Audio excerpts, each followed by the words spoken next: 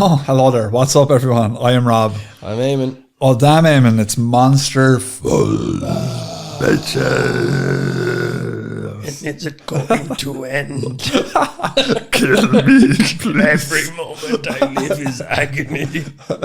Hope everyone's doing well. Hope you're having a good day. Jesus, Eamonn. great It's day. roasting in this room. Man, a combination of body, sweat. Yeah, it's absolutely Farts. roasting. It's that summer vibe, you know. It is the summer vibes. We can't open windows because we can't be screaming out the windows, and we have to just suffer for all y'all. And this That's is how it works. a mere 14 degrees in the rain. And that's the Outside, inside though, you're looking at juicy, good, tropical good heating. It's that triple glaze, man. You know, it's Keeping that heat in. It's not great. Never let it out. Don't ever come It's a down. blessing and a curse.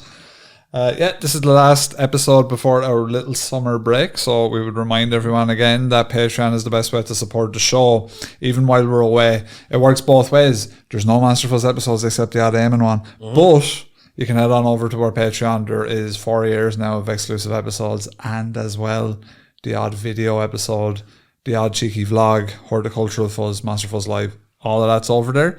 So if you want to support the show while we're away, we would appreciate it greatly.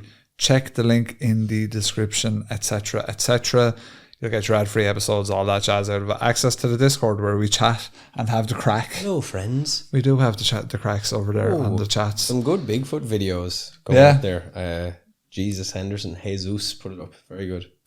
I tend to stick to only a couple of channels on Discord, and I don't know why. My work's been really quiet lately, so I'll just go and flick through things. And there's a couple of channels where I'm like, me IRL, general, couple of the other like gaming and stuff. Punani Zone's always funny. Punani Zone, you swing in and go, these fucking you go, wow, oh wow. And then you bounce off. Has humanity come too far? And then you leave again. Yeah. So yeah, check it out if you want it, guys. You can pay for the year as well. Eamonn, if they've had any cryptid encounters, anything like that, have you met a strange entity that manifested itself in a very bizarre get-up this entity here? Possibly. Send in your story to monsterfuzzpodcast@gmail.com. Oh, yeah. So this guy Eamonn now, I'll be honest, I'm looking at the image here. For our listeners, I'll describe him. Looks like some kind of kids TV show on the BBC in like 1960s, perhaps. Yes. What is the crack? Your initial observations are quite good. So we'll get into it, but basically the gist of this story is two kids, I think they're 7 years old, in the 70s. Right. See what could be a number of different things. Right. So it could be an entity, it could be some lad doing a hoax. I got kind of fortunate when I was doing the notes for this. This came from Bufora, which was like a British kind of UFO type thing. Yeah. And I managed to get a PDF of the original when this was actually reported back in the 70s. Yeah. So what we're doing is we're giving you a little bit of an intro, and then we're actually just going through the full article. Oh, cool. As it was written into the editor. So it's really interesting. You hear the actual story as it was reported. Oh, nice. Because as far as I'm aware, I don't think these people gave any more interviews afterwards, or any interviews at all, really. This is just the full list of events. So it's just an instance that happened, kind of like, the Dover Demon's kind of similar. Well, the Dover Demon had a couple. Yeah, it's kind of similar in a sense, because this is two people, children, who are saying, they've seen this thing. So it's the father of the girl whose name is Faye. Yeah. She writes in the little girl's name is Faye, or that's the pseudonym they're using for this or whatever. Now the father has a few little weird things prior to this Sandown clown. Right. It's to be honest with you, it's one of the most bizarre stories I've come across in a while, which is why I really enjoyed it. I think Tick sent this one into the Discord as well. And as soon as I saw it, I was like, oh, that seems really interesting. And then when I read into it, I was like, whoa. So I was going to put things in a more kind of like, you're kind of taking bits and pieces from various things. And I thought, you know what? Maybe the best way to do this is actually just do the original report. And then you get everything that was said. Yeah. There's no speculation except the speculation that we'll interject with kind of as we're doing it. What was the I fell on my means? What was that incident? That was the hop Gobbinsville. Goblin Suckers. A little like that, where it's like an instance that just happened in time and that was it. In a way, but this is even more, and it's the entity themselves here. So this is even more obscure than the Flatwoods Monster, who might be one of the most odd entities we talked about. This has and what I like about this one is there's elements of UFO type stuff. There is an obvious potential hoax, and then there is the Fae, which is funny because it kind of synchronizes with the child's name as well. So there's I don't know, this one has it all, and this one I think is a really interesting one. Very intrigued. Actually, special shout out to one of our commenters on YouTube. I don't have the name now because I don't have my phone. I think, is it Joseph maybe? Comments on every video, but he was asking about where Billy Bummer is, and we don't know. I think we don't know where Billy Bummer is. He like comments stuff like that, and I'm like, this is class that he's getting all these old callbacks. Billy Bummer? Yeah, and we don't know is the answer. Yeah, talked to him many years ago. He told me he'd bait me at Street Fighter. Did he? Seems to be in vogue now, baiting me in Street Fighter. So maybe he would. Maybe he would. Did he say that? Yeah, I went out. Do you want me to bet him on Street Fighter for you? No. Sure. I've given up. I could be your champion. Fed up with Street Fighter. Yeah, I choose Robert as my champion. Was it that he was Billy Bummer? I think he was down in. I don't want to say too much actually, but anyway. You were in his house or something, were you? There's a lot of details there. We were out in a town with a load of people, and I was like, "Are you the one that they call William Sir Bummer?" Nice guy.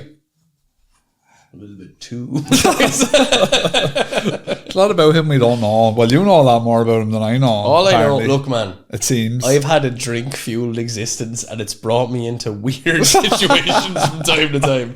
I'm okay with it, and I enjoy my life, as odd as it tends to be from time to time. Yeah. Well, we need to find out more. If anyone, Billy Bummer, if you're listening, reach out and let us know you're all right. I don't see the thing about he never knew he was Billy Bummer. Which is like, did he not? No. Oh my Jesus. He was from afar. I thought that was his name, like back in the day. He was good at tricks and all. I thought that was his name, like no. Matt Hoffman Bummer. Right, okay then. Anyway, let's go. Tell us. So, what, you're giving us an intro here first? I was trying to. I was trying to. Yeah. Go on then. So here we go. So, the story of Sam the Sandown Clown, which is a fun thing to say, takes place on the outskirts of Sandown, a seaside town on the southern end of the Isle of Wight. So, to give you a little bit of an old idea of what the town's like, it has a rich history stretching back to the Roman period, where the area was used primarily for salt production.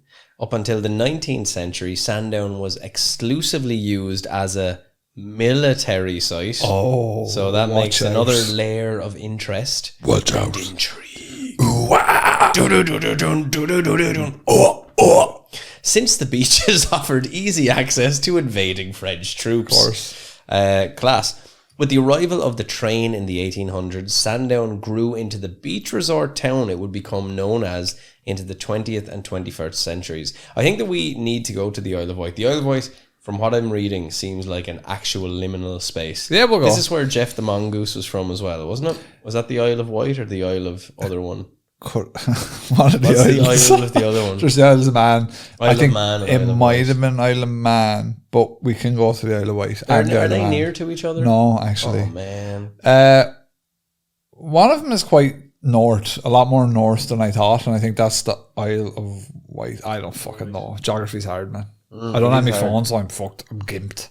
I have a tablet, but it's Apple. I don't know how to use the fucking thing. All I can do is open Google Docs. It's like when you were only able to use a phone if it was Nokia. It's like literally may as well be just a brick. I don't know how to use the fucking thing. It's like the tablet. I can't even close the like text box that pops up when you highlight a bit of text. I don't know how to do that. If you just keep mashing the screen with your palm. No, because I'll delete the document. Oh, lads. So we're just stuck. It's grand. Has science come? We're professional. We can figure it out. No, you got this. You got this. I'm using Android, which is just a marvelous. Oh, I know. Yeah, great. To know what's going on, man. It's brilliant, class. Unbelievable. 4D. Google Drive. Wow. So, today Sandown is a traditional British seaside town featuring a long stretch of sandy beach. Wonderful.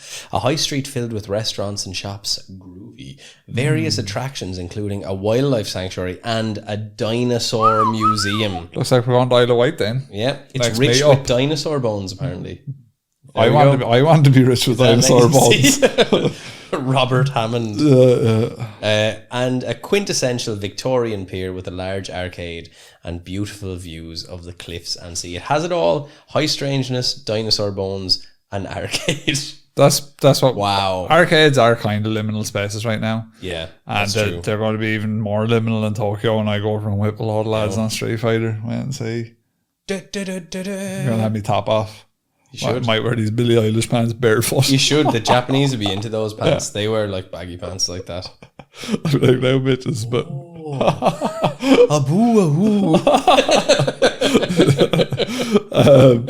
so yeah, let's get to the spookiness. The story of Sam the Sandown Clown is one of the more peculiar and mysterious tales within the realm of unexplained phenomena.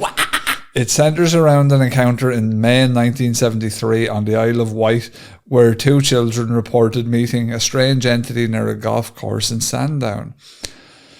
The encounter with Sam the Sandown Clown was documented in a report published by Bufora in 1978. This report, titled Ghost or Spaceman 73, appeared in the January-February issue of the Bufora Journal and was presented by Norman Oliver nonetheless, the editor at the time.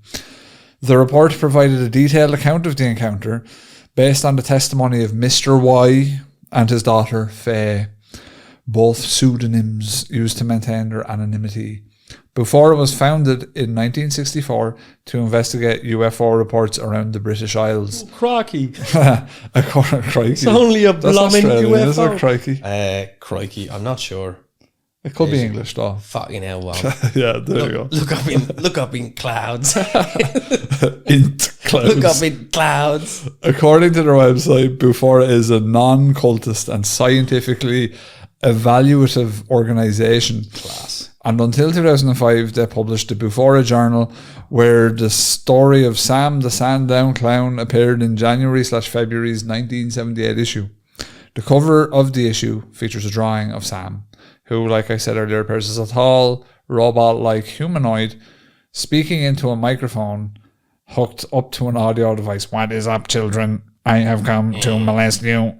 It is time to come to my spaceship. Like all prominent British entertainers at the time. Well, they were into a bit of molesting. He does kind of look like a robot version of himself, to be fair. There was James Savile. There was Rolf Harris. They were all at it. Oh, he was Australian though, Ralph, wasn't he? Oh, yeah. G'day, mate. Yeah. Show me your bulbs. He was a degenerate himself. Was he bad? What was hiding in the didgeridoo? Two little boys. Didgeridoo or didgerididn't. Who knows? Did he get like proper? Ah, yeah, he was dancing. Nancy Sinatra himself. If you're on a children's TV show, over time, does it just worm its way inside you? It's a question for one people day more you just show up to the TV us. set and you just go, I guess I'm into this now. Yeah, could be, man. Nah, it's all horrible. Well, did you hear about that, lads? The Dublin taxi driver, he got accused of 2 R words. Yeah. And then as he was going through those 2 R words. Learning this profession. Look at him. Class. He SA'd a very young girl. Disgusting stuff though, but when you see something like that, you're like, because you kind of almost view it as someone who doesn't want, like, obviously that's fucking alien to you. Yeah. So you just assume, all right, this guy, taxi driver, girls who are passed out drunk, he does the thing with them. Mm-hmm. Then you realize, like, oh fuck, he like. That's probably why he's a taxi driver as well, though. Yeah, exactly, but that's it, probably like, the why whole they're an thing. Entertainer. So he was always I'd say that's more the case. So what came first, the chicken or the egg? In this case, the chicken. If we think that the chicken is the abuser. Yeah, that's a question for Neil deGrasse Tyson, my pal. When you look up into the stars at night, you can see the glinting. No, the answer is that he gave a real scientific answer. Was basically like, eventually a creature just started laying eggs randomly. That's what happened. Like, oh really? Yeah. Eventually a creature just started like, so the chicken was first. Yeah. It's just science, man. Let's get that into you. Shut up with your questions. Does he know? Oh, he knows. I'm going to do a podcast called Is Neil Right? It's just going to be about everything Neil. Deconstructing Neil deGrasse Tyson. Yeah, just me coming up and being like, yeah, but does he know for sure? Like, how does he know? Like, that's fair enough.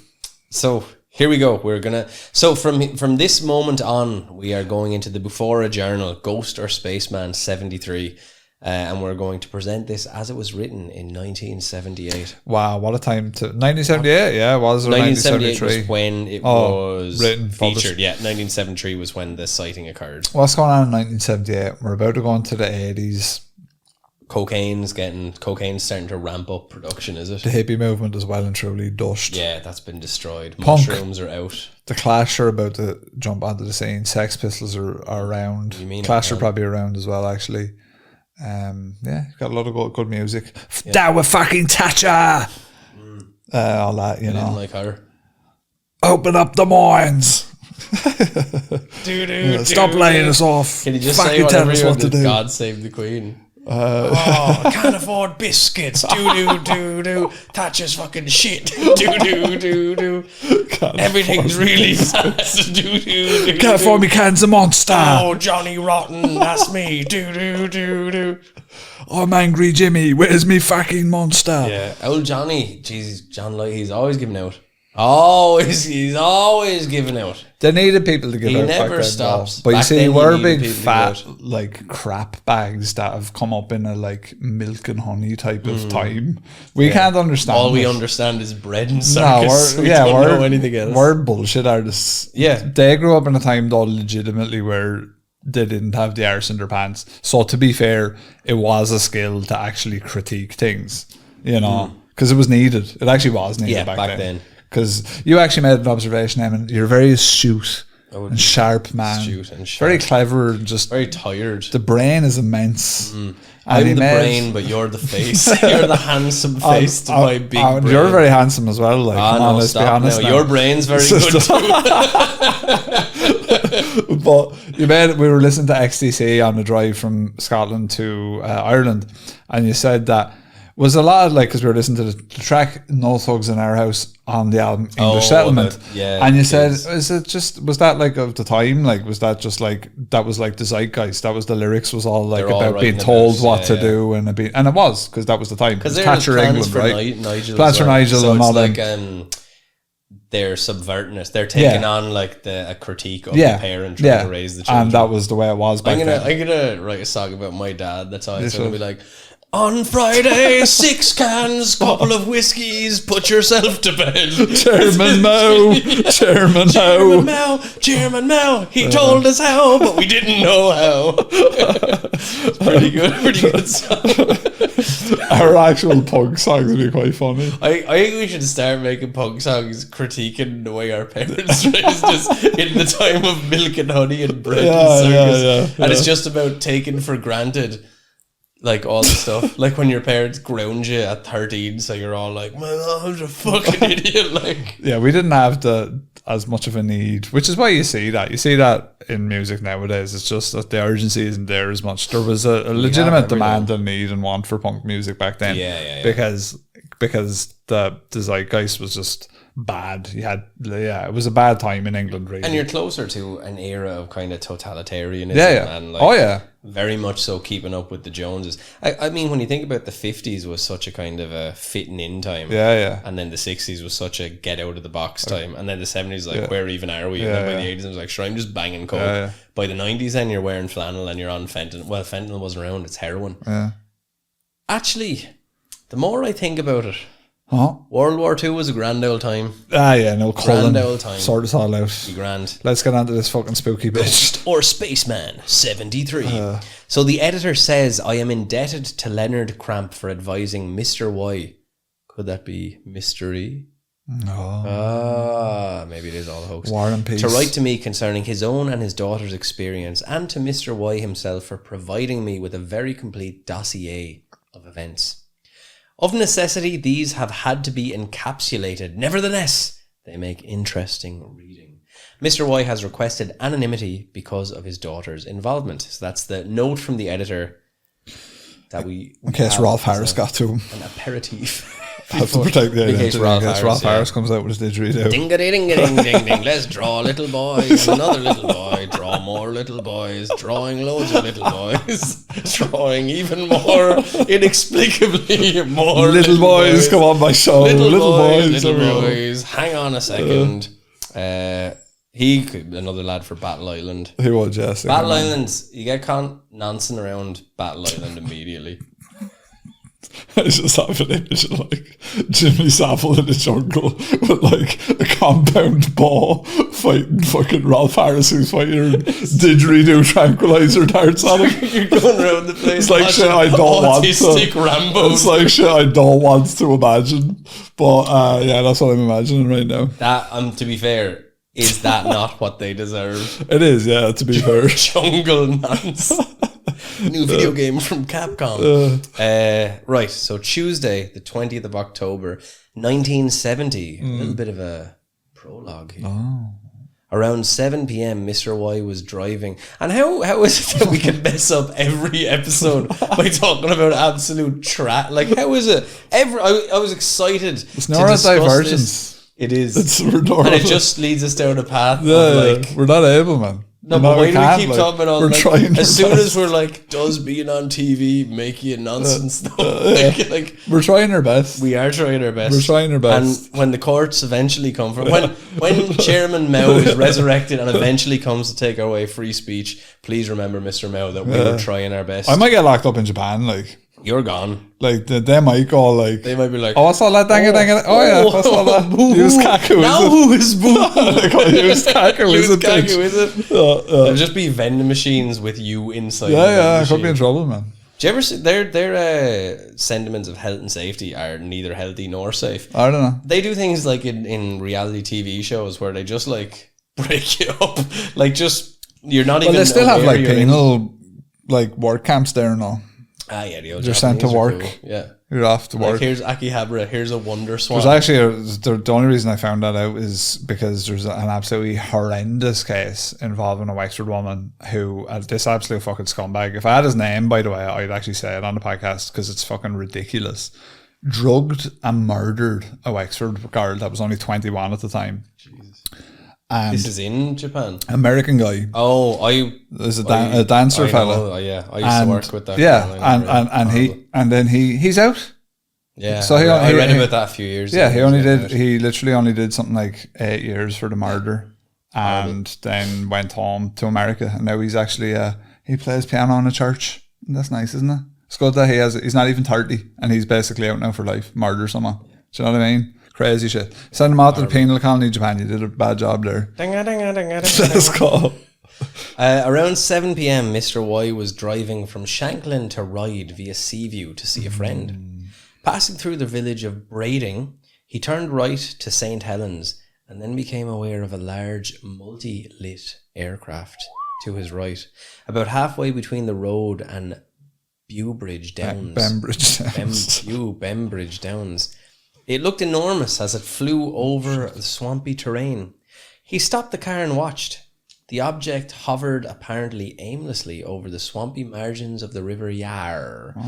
A wide ring of 7 or more lights could be seen, each of them a large and clearly defined sphere, like a bright red cherry, and interspersed with a turquoise and a white light.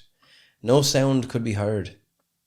Mr. Y drove on, and the object flew parallel. Once outside St. Helens, it cut across about 300 yards behind him and dropped slowly, meandering above distant hedges, now appearing smaller, with the number of red lights reduced to 4, which seemed to rotate slowly.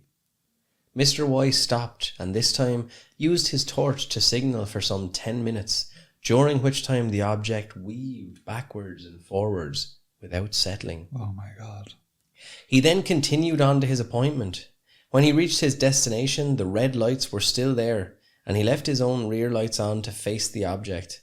Coming out of the house, his friend could see the thing also playing hide and seek between the treetops. As he continued on to Ryde, the lights were lost to view, and their witness saw them no more. On several subsequent occasions, he noticed single balls of red light in the sky, which would hang stationary or follow him along as though checking his movements. But on the 1st of March 1972, a considerably more frightening incident occurred. So this is the girl's dad is having these interactions with something in the sky. Watch out. Ba, ba, ba, ba, ba, ba, ba. Island's a great place to see things in the sky because there's not Very as much light pollution. Yep. So if you're ever out on an island, Salty Islands in Wexford there, if you go out off the coast, like stargazing out there is class. Yeah, it's very nice. So you'll see a couple of UFOs. You'd write a lovely yellow song about Would you? Chairman Mao or something when you're out there. Ooh, Mao. Let's resurrect Chairman Mao. Mao. Come on now to resurrect Chairman Mao. All this time I've been waiting for my Mao. I want to watch out, man. Chinese out police in Ireland. Snorting meow, meow, ba, ba, ba. I love my meow, meow. Come on now, Chairman Meow, take me to a re-education camp. Some yeah. good. Some good.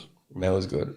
It was between 9 and 10 p.m. that Mr. Y was perched on a cliffside at Compton Bay, shouts out Compton. City of Compton.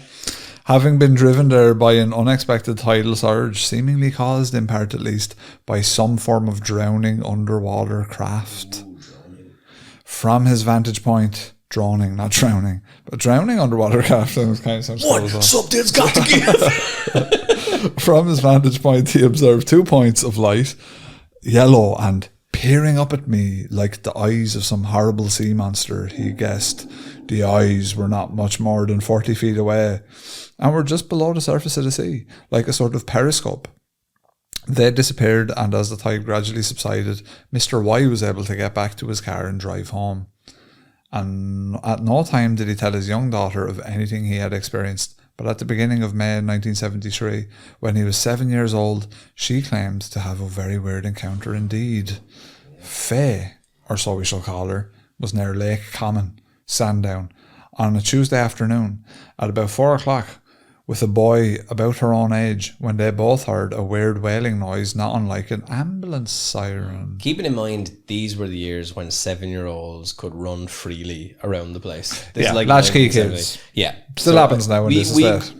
Yeah, in this estate. It happens up in yours as well. I've seen kids out. Break them up. No, they'd be out, man. Once disrespectful. they have an encounter with me, they don't ever want to. No, latchkey kids are still very much a thing. Really? I didn't think that. I thought all the kids just stayed inside. No. That's like bollocksologists will tell you that. It's like, kids need to go out more and be tough and be in the street and shit. In my day, we didn't have phones, etc., etc. It's like, they are still out. They absolutely are still out. Like, I look out my window, there's kids all over the fucking place. Quite the opposite, actually. They're fucking you everywhere. Want them to stay. Yeah, it's like, fuck off inside. Yeah, go away now. Pick up your iPhone, like, do you not see it? Look. Yeah, look how class it is. Well, why are you climbing trees? Dopes. Play a Crash Bandicoot or something. Stop fucking annoying me. Stop being outside. Yeah. There is a little lad across the road, though. Quite funny. He tries to escape out the top window. I've seen him before, actually. Yeah, he's cool. Yeah. I worry for his safety some days when I look out. He tries to, bless him. Yeah. I have my side of the street is sans children. There are no children on my side of the street. Yeah, that's because they're all afraid because of the lad up opposite you. The lad who lives opposite he's like a scarecrow for children. I use him to deter villains of all kinds. So we're back. Scary. So I think, right, yeah. Forgotten. Yeah.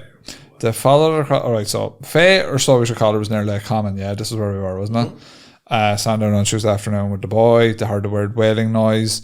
They followed it across golf links and through a hedge leading to a swampy meadow adjacent to little used Sandown Airport. The noise ceased. Now, as we start getting into this bit, there, and tell me what you think. I think there's hints of Pennywise, It the Clown. So and this is pre It the Clown. Yeah, it's pre It the Clown. And Stephen King wouldn't have even written this, right? He wouldn't have done. Sure, the sighting is from 73, then 78 is the account. 78 say the account, so let's say what year was it written? I'm curious, because it's definitely not like it. But vibes. But just, you'll see it now, there's a few bits. It's worthwhile. With the river and everything else. Give me 2 seconds. It's worthwhile knowing this, because we sometimes do this where we'll find out if some other social phenomena was happening around that time. This happened, I think, with Bigfoot and with a couple of other kind of things going on around the same time. What am I, Bobo the Clown? Do I amuse you? I look like a fucking Did you find it anyway? 1986. Oh, yeah, well after. So we're good here. Okay. So, all right. Interesting. As they were crossing a wooden footbridge over a narrow brook, here we go. A blue-gloved hand appeared from under the bridge and a strange figure emerged. The figure fumbled with a book, dropped it in the water, then splashed about to retrieve it. The two then watched the figure enter a metallic hut, similar to those used on building sites, except it had no windows. Porta-cabins, I used to service them. Right crack. It moved along with a strange hopping motion with knees raised high. Nonce step. The children wandered. The children wandered off and were over 50 yards away when the figure, which from now on will be referred to as he, and they were using pronouns and all back then. Fair play to them. Yeah, I don't think they do. It would have been fairly interesting. Should we put that which in? From now on will be referred to as they. Yeah. Yeah, no, I think it was just he. I think it's just because you don't know whether you're talking about the kid or Mr. Y, so they tried to just he is the clown. He reappeared carrying a black knobbed mouse steady microphone with a white flex attached. The wailing noise immediately returned, this time being so loud that the boy was scared and began to run away. The noise ceased and he spoke into the microphone, and although so far off the children could hear his voice, as clearly as though he were right there with them. Hello, are you still there? He asked. And in response to what sounded a friendly tone, they ventured close enough to speak to the oddly attired person. Eamonn. So, how does he look? What does he look like? Sam is nearly 7 feet tall. Oh. He has no neck. Yo. And his head appears to be wedged straight onto his shoulders. Right. He wears a yellow pointed hat which interlocks with a red collar of a green tunic. A round black knob was affixed to the top of his hat, and wooden antennae were attached at either side.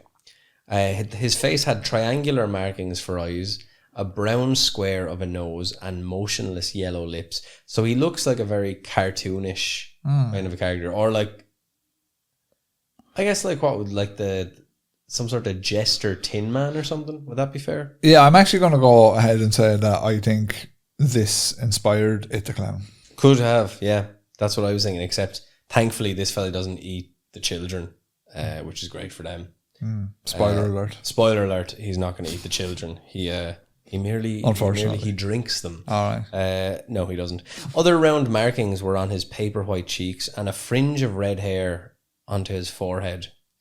Wooden slats protruded from his sleeves and from below his white trousers. So he looks kind of like Wurzel Gummidge robot or something. Shouts out Wurzel Gummidge. Yeah, cool dude. He's a good lad. Yeah. His first communication was in writing. He wrote in a notebook in a large hand, "Hello, I am all colours, Sam."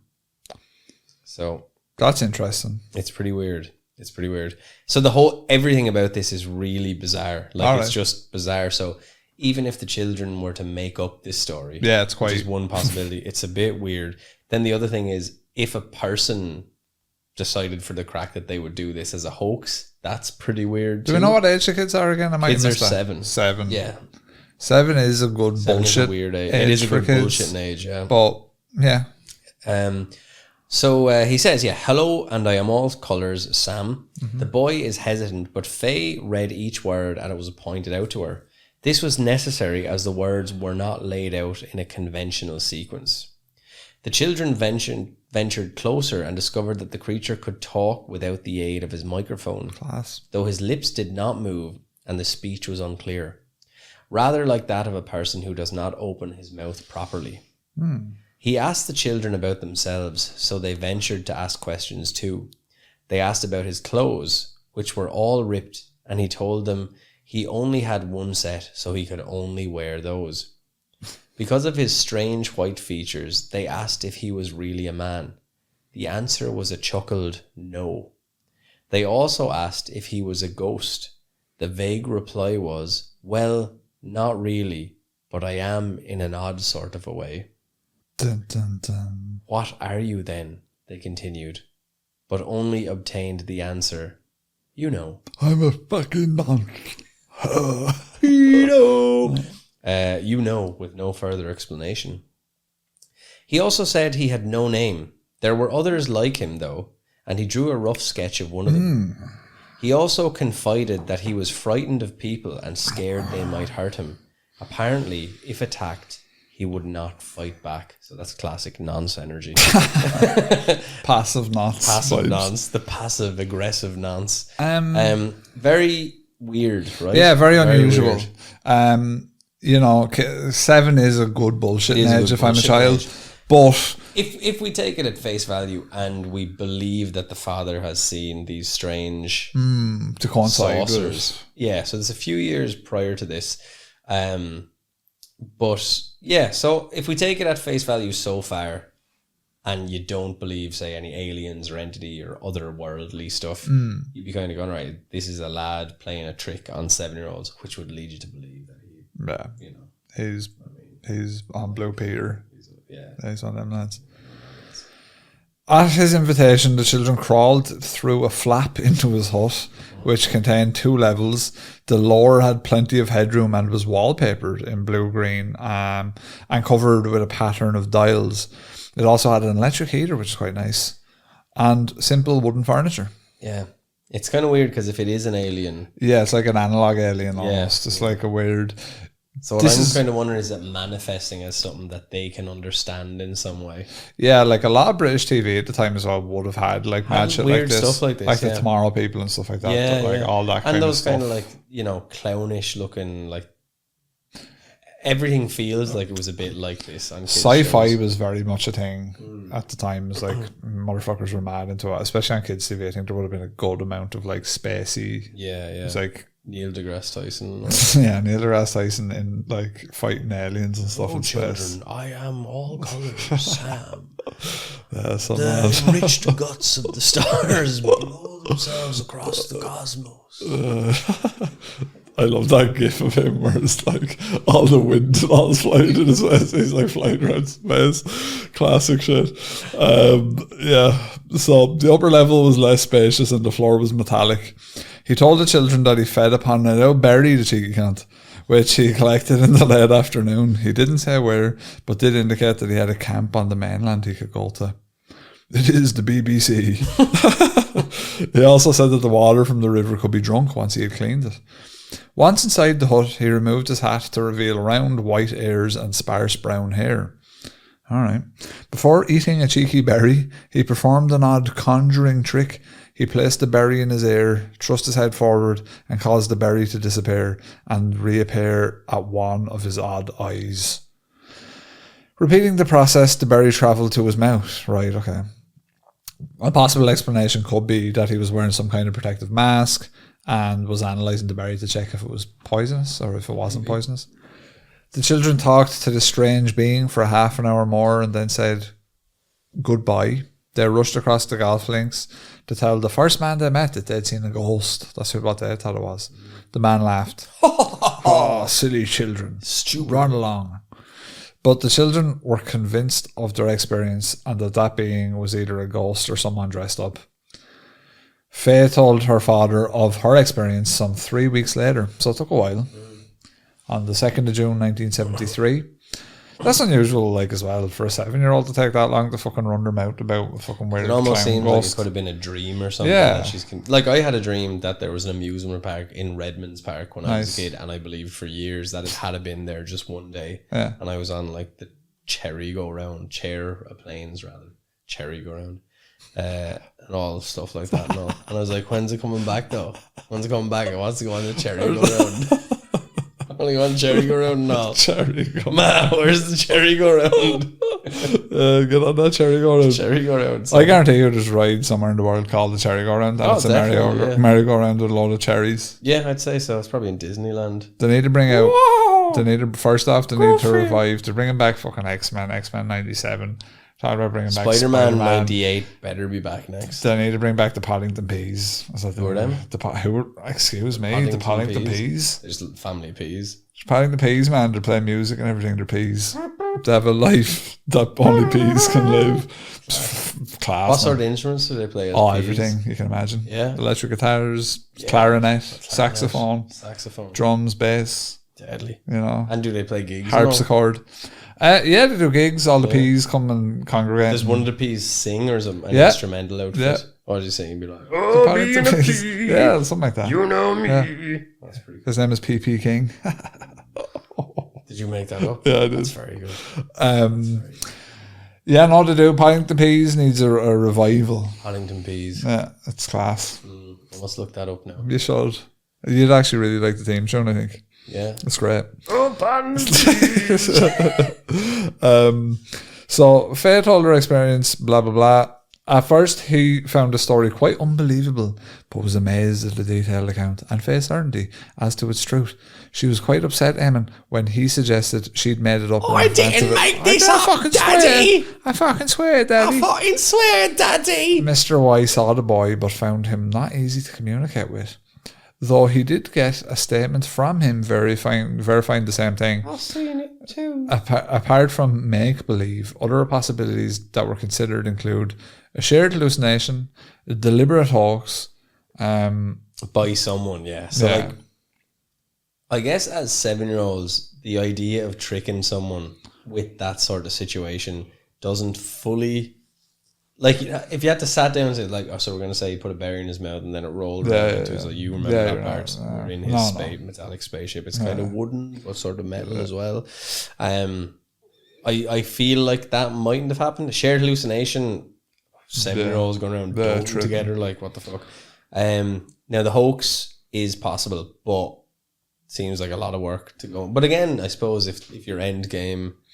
But why would you just be like, I'm going to hoax 2 7-year-olds and that's me done? Like, I'm going to make this whole room, I'm going to make all these weird props, and then I'm just going to buzz off. So really, as far as I'm concerned, the only options you have are kids making up some fucking stupid shit or some weird. It's very strange, yeah. So Mr. Y tells me that although bizarre, certain elements of the story rang true to him, and he also took account of the possibility of some connection with his own previous experiences. Summing it up, he says, I get the impression that Faye was somehow taken into a bubble of alien reality created by this strange personage. He told them that he had just made the hut. Also, Faye told me that while they were talking to this ghost, 2 workmen nearby were repairing a post. They paid no attention to this weird charade, as though they could not see it. Yeah. So, like, unless your man, Mr. Y, is just making up this full story for the crack and reporting it to Buffon, which is possible. Yeah. It does seem as though he says, I'm not a ghost, but I suppose you could call me that, which to me makes it sound like he's some sort of manifestation. He's metaphysical Bigfoot, but this time it's manifesting as Sam the Clown. Yeah. It's a trickster kind of a I don't know, spirit. I don't know if I go with that or if I'm more on the side of like, I mean, if it's true, like, you know, this is always the big caveat here, is that if it's true, it's fucking bananas. Yeah, it's even if it's half true, you're but like, it's really bizarre. Like, just because a lot of the other stuff follows some sort of a through line. Do you know a lot of the stuff we discussed? You're talking about cryptids. They like a lot of those cryptids are quite similar. You have some of the weird trippy cryptids like Mothman and stuff, but it still falls into a kind of a general kind of a thing. Yeah. This one is the most sounds a bit like the Tin Man from Lion, Witch and Dwarves, or like what's the fucking Wizard of Oz. Yeah, you're absolutely right. Like, it's got this real child friendly visage. So you do wonder, is it kind of maybe trying to portray itself as that? And that's what I meant. Because it could, if you want to go totally balls to the wall, it could be an alien that's kind of showing itself as this. I think for me, it's the fact that it says, I'm not a ghost, but I kind of am. And that's what makes me get stuck with the kind of manifestation of the liminal space entity stuff. Yeah. But it is bizarre. There will be probably a time where, like, we figure that out if it's there to be figured out. Like, yeah, if we can sort of quantify the proper fucking makeup of everything. It'd be a mad thing, because it could be that there is a force of nature and it's why people see ghosts, it's why people see UFOs, it's why all this stuff happens. And it's something that exists that we just don't understand, or exists between dimensions or interdimensionally. Yeah. Do you know, like, how you generate, like, AI imagery? Like, I wonder, will there be a point in time in the future where we suss out the workings of the universe to where we can basically generate things in front of us? It kind of seems to be going that way. Like you're like fabricating. Well, you would imagine that you'll have some sort of a 3D hologram. Like they have holograms already. They just haven't really taken off. Because you will wind up getting like augmented reality, like with your Oculus over there, augmented reality that will show things in the room, which and then that'll become more and more advanced. Yeah, that's even within our grasp. But like, I wonder in the future, like, will we be able to figure out the fabric of reality and basically just put out, because the reason I'm asking is because it sounds like whatever that is, if that's the case, then it would probably make sense that it was this weird hodgepodge of like a lot of different random ass materials. Because if you could just come up with like if in the future we're able to figure out how all of these atoms and particles and all bind together to form wood, like that they're able to figure that out, then a creature that is coming from the future could be just made out of all mad shit that he just randomly hodgepodges together. It could be like some weird ghost clown. It's kind of a mad time thing, traveler. Because when you start to get down to the atomic level, that's what I'm saying. And like, it's totally you're right though. Everything's like negative or 99.999% like space. So once they figure that out, as in like this is how things are constituted, like this is how that's made, then surely, like, again, you might think that humans can't do that, like that might actually be beyond us to like ever understand truly what it takes to make up those things. It seems like we do have some sort of inhibitor on our brain, and sometimes, like, you know, people have these wild experiences that we can, you know, and obviously like everybody has a legit ghost story or something similar, and we've said it before, like all it takes is for one of them to be real, which changes everything. But I do think an awful lot. I do think even that, you know, we spoke earlier about, it was in the mini Fuzz, about my dad, the Ouija board, and the glass flying out and hitting the wall. There's something, and it could just be your own psychic ability. But even that's class. Yeah, exactly, and it's something that we don't fully understand. Like, could the kids, because they're kids, have manifested a kind of a tulpa of sorts that then they have this interaction with? That's a very kind of it's like an Enid Blyton story. Yeah. Do you know what I mean? It definitely has like kids TV of that era vibes. Like that's definitely what it's speaking out to me of, which is why I'd be a little bit worried that it's kind of derived from something. Yeah. But if it isn't, it's mental. But like, there probably is an inhibitor on us, and that inhibitor is that. Trying to get over that understanding. But it's probably keeping us alive. Like we're inhibited in a way where it's like, imagine you could just, in your mind, you can see all the things. That's the scientific sound. Noise, So now you can see all the different ways, like the full spectrum of infrared, blah, blah, blah, all that sort of stuff. Like you would just forget to eat. You wouldn't eat. Like I think our bodies are wired in a way to keep us focused on like, okay, you got to eat, you got to sleep, you got to drink water, you got to do this, you got to do that. And it tricks us a bit as well because it's wired to like eat carbs and blah, blah, for energy. So now we've tricked ourselves into eating real bad foods and all the rest of it. But I think we're filtered in a way to help us survive because nature just wants us to propagate. Oh, yeah. And I think now we're getting to a place where we're starting to not have as many kids, right? And I feel like part of the AI and all the rest of this, we are nature. We are sort of bound by the steps of evolution or the designs of evolution in nature. So maybe all of this is part of our thing being like, yous are nearly done now. You're nearly out of the oven, so yous will head off, but I'm getting this new cool tech stuff to kind of weave itself into your being, and over time you'll merge robot with the dinosaurs. Machine. Yeah, because there's none, when you think about it, there's not a huge, not that there's not a huge difference. There's organics, right? Organic monsters, dinosaurs, that eventually we wind up, they're the apex species, then it winds up being us. Doesn't really sound too far out of the realm of possibilities that machines will become the main organic life or partially organic life. Yeah, could do. Like once they figure out all that mad shit of like how to remove, like imagine they figure out at a certain time like how to remove like say the salt from your body. Like that's when you're talking about like disintegration rays and all that. Like they're actually able to like properly like manipulate that and figure out how everything, like how we interact with the space in this room. What is this a space in the room, and what constitutes us interacting with it, and what makes us interact with it in the senses of touch, sight. Once that's all understood, sure, that's you're there then, sure. And you take the ghost out of the shell. And separate the mind. Yeah, that's when shit gets crazy. Like that's when shit gets really crazy. Like that's when, like, I suppose the whole universe just totally changes in how it's understood, because you're just like, this is fucking bananas. And we know people have done it. That's the weirder thing. Again, we've done the NDEs, we've done the out of body experiences. We know out of body experiences exist. Yeah, even just the brain in itself, just conjuring up stuff on its own, just like conjuring up almost projections. You're like. Which it can do, which is the weird part. Well, yeah, that's your brain is projecting right now. Or whatever, but yeah. But even just in its own head, like just as you're thinking up thoughts, like when you're imagining things, you're basically conjuring up everything. Conjuring up everything and nothing. Like you can conjure up, a jungle right now and walk through a jungle and do this and do that and all. It's quite interesting. Did you know, here's an interesting tidbit. There's never, ever, ever been a case of a blind person with psychosis.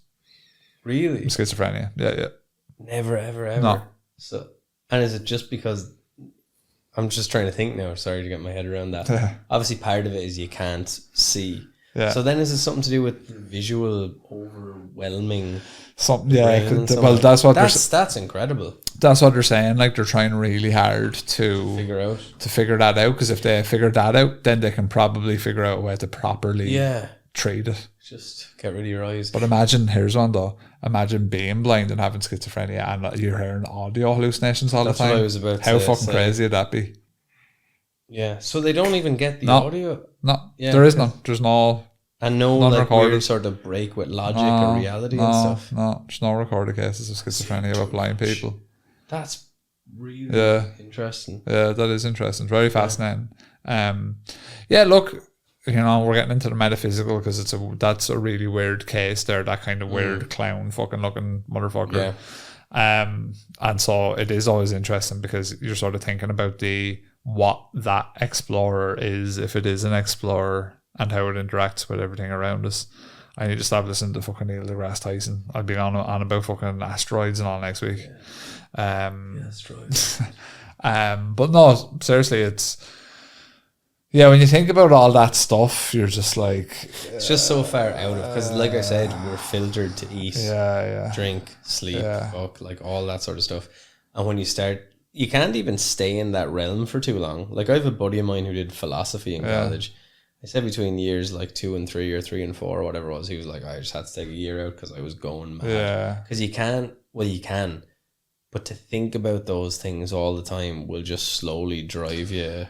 It's like in a video game how so in a typical, say, survival open world kind of role-playing game, you're a low level and you're trying to figure everything out and everything's a real struggle and everything. But then when you're totally high level, happens in MMOs as well, like all of that struggle kind of now just seems like a trivial game. Like you would imagine that will probably happen with our understanding of how things work, that like right now we're in the struggle phase, we're really trying to understand things and we're super in its infancy, all this stuff. And then in like a couple of 100 years from now we'll be like, oh, we can do whatever we really want. Like, and everything might seem totally trivial at that point. Like, if we unlock everything, then everything might just seem totally trivial.